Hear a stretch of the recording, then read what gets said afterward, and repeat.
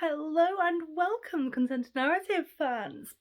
As you see, the cast has come off. So back to normal, I should hope. So this week's episode we will be talking about Fated by Benedict Jacka.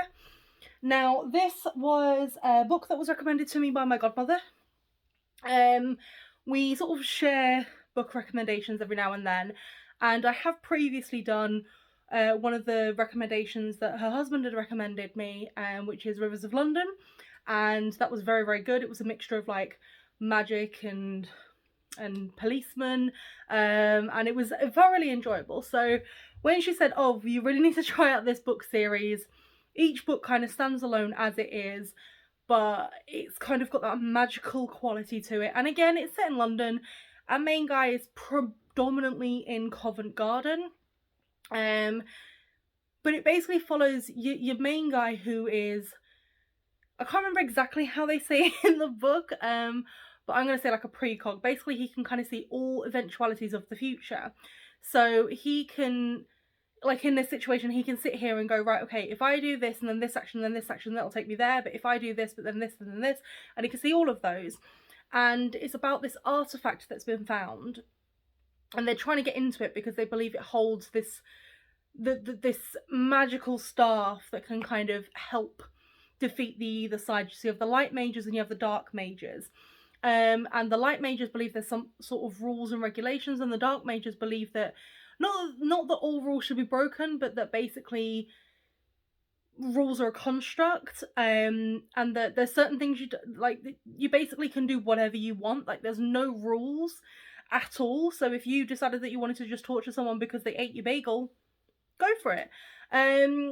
So it follows kind of this person, and he's neither side. So he's neither with the council of light mages, he's not with the dark mages.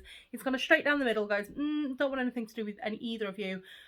But in typical fashion, he somehow ends up embroiled in this whole thing, and he ends up almost working for, but not actually working for either side, to try and figure out what this artifact is, what the implications of it are, and what will happen should it become loose on the world. And it's really quite interesting because he doesn't really have any special abilities apart from being able to see multiple facets of the future. And yet somehow that seems like the best ability out of all of the ones that they've got. I mean, you've got people that can basically, like Avatar, you've got the earth, the air, water benders, you've got all of them. It's sort of similar in this. You've got people that can manipulate the air, you've got people that can manipulate the earth. And it's quite good because every time he meets someone new and they're like, right, well, you're going to work on this for me or else this. And he's like, seriously?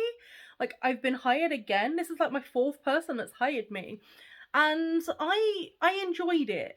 I'd like to think I'm going to continue with the series, but as you guys are very well aware, I have an extremely long list of books to read. And sometimes it's just whatever takes my fancy in the moment. But I definitely enjoyed the characters. I enjoyed how they kind of interplayed with each other. I enjoyed the finale of it.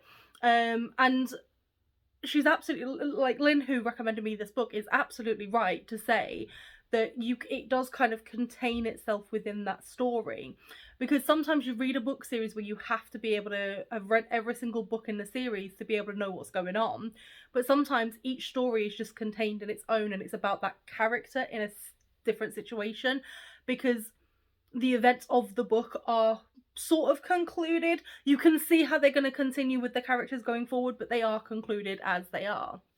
So I would say give it a go. I got it on Kindle because I just wanted a nice quick read when I'd broken my wrist. I had so many books downloaded on my Kindle for that, because I couldn't hold books.